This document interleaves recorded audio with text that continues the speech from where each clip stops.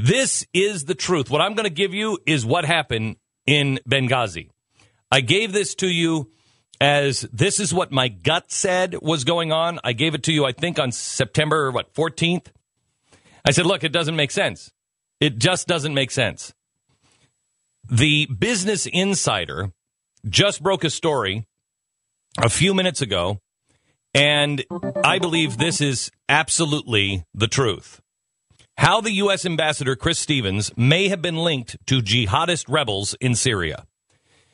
This case, to me, got stronger the other day when we found out, according to the New York Times and the Washington Post, that American arms are ending up with the Islamists in Syria.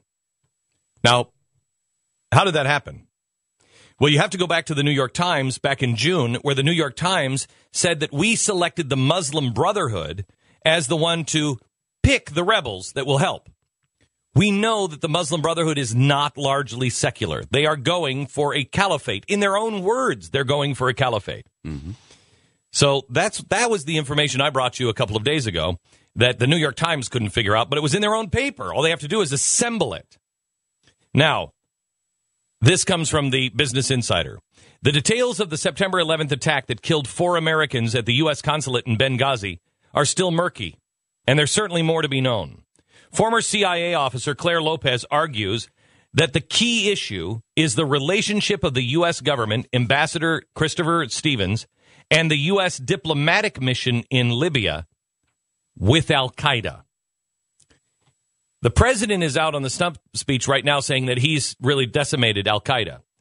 But if you go back to when we went into Libya, again, the New York Times was reporting that we may be arming the wrong people. We may actually be arming al-Qaeda. Do you remember that happening during the Arab Spring? Mm-hmm.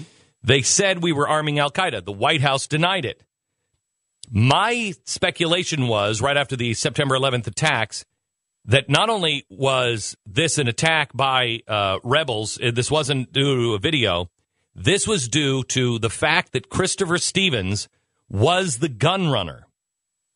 He was the guy brokering the deals with al-Qaeda-related affiliates. That was my speculation. Listen to this new story. That relationship, Lopez argues, could be connected to the rise of the Islamic brigades in Syria, who recently created a front to liberate Syria, to wage jihad against the Syrian regime and turn the country into the Islamic State. So far, we know all of these things are true.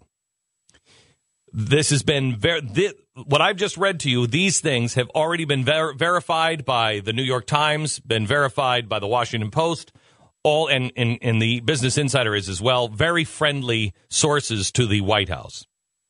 That potential connection starts with who Ambassador Stevens worked with during the Libyan Revolution and ends with who he hosted the night of his death.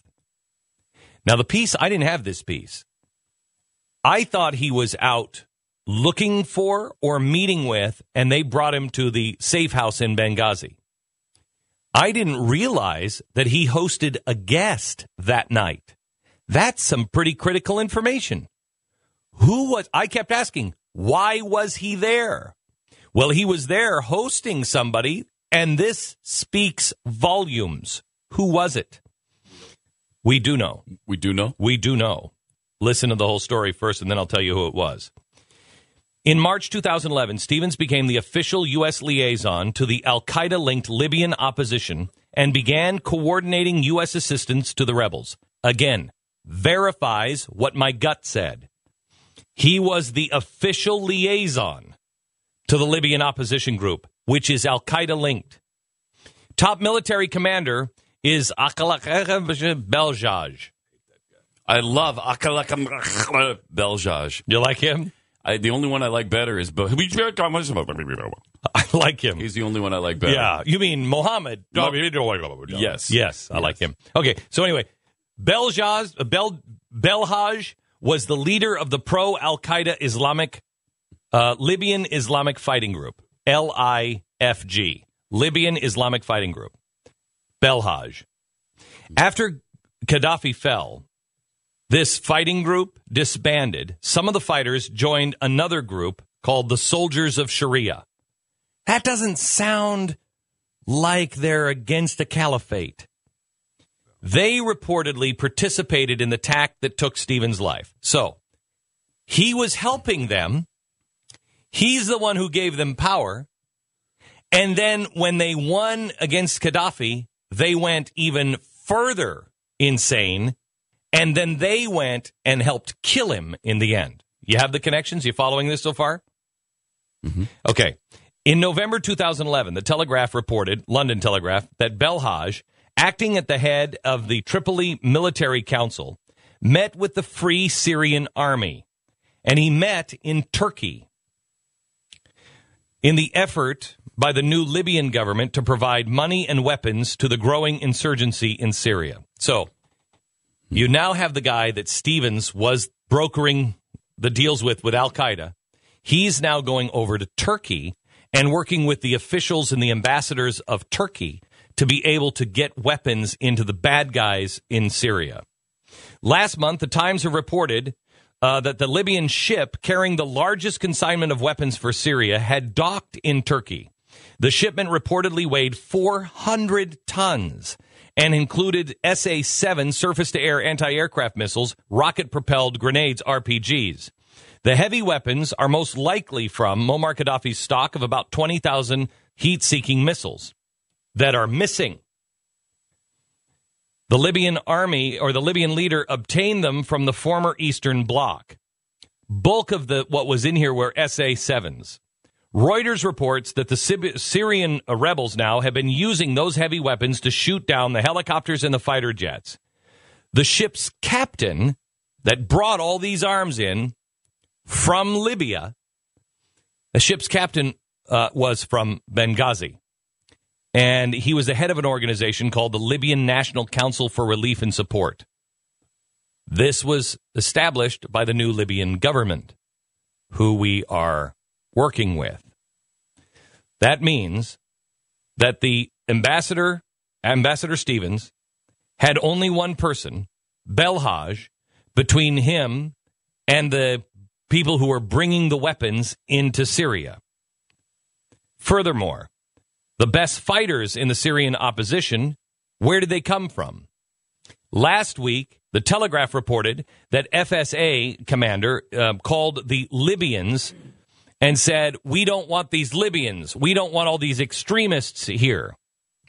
So here's what we know. Libya has been sending seasoned Islamic fighters, heavy weapons, and money to Syria in support of the Islamic Jihad there. The uncertain part is where Stevens and the U.S. government fits into this. If the new Libyan government was sending jihadists and 400 tons of lethal cargo to Syria through a port in our allies' port of Turkey, and a deal brokered by Stevens' primary Libyan contact during the Libyan revolution, then the governments of Turkey and the U.S. surely knew about it. You follow this? The guy we worked with is the guy doing these deals. Our ally Turkey knows all about it. Our ally, the prime minister, who's the best friend of Barack Obama, who's the one, he was the first one to call. He didn't call, not Tony Blair, he didn't call Gordon Brown. He didn't call anybody. The first guy he called was? Turkey's leader. Turkey's leader. He's the closest to Turkey's leader. Turkey is taking the arms from Libya and shipping them into Syria. Reuters also reports that satellite photos exposed a CIA post in Benghazi located 1.2 miles from the consulate. It was used as a base, among other things, for collecting information on the proliferation of weaponry looted from the Libyan government, including surface-to-air missiles, and that its security features were more advanced than those at the rented villa where Stevens died. We also know that a dozen CIA operatives and contractors left the Benghazi base after it was exposed. Could the two CIA groups be connected as a start and end points to help funnel heavy weapons to the Syrian opposition? The answer is yes. We know that the CIA has been funneling weapons to the rebels in southern Turkey. CNN reports that FSA members are cutting their own deals to get weapons from well-armed extremists. So it raises questions on who the CIA is arming. We also know that U.S. weapons are now ending up in the hands of hardline Islamists in Syria. It turns out that many of the jihadists are the same ones, the same people that Stevens helped arm to topple Muammar Gaddafi. Now here we go. Who is he having dinner with? On September 11th. Not Ahmed. Is it? Now you've wrecked I'm it. sorry. Now you've wrecked it. I apologize. Now you've wrecked it. Shoot. I never would have guessed it could be him. September 11th. September 11th, he was having a meeting with the Turkish ambassador, the guy who's involved in the gun runnings. He's having dinner, and he leaves from dinner. 40 minutes later, the consulate is surrounded, and he dies. Eerie coincidence? I think not. This is the truth of what happened in Benghazi.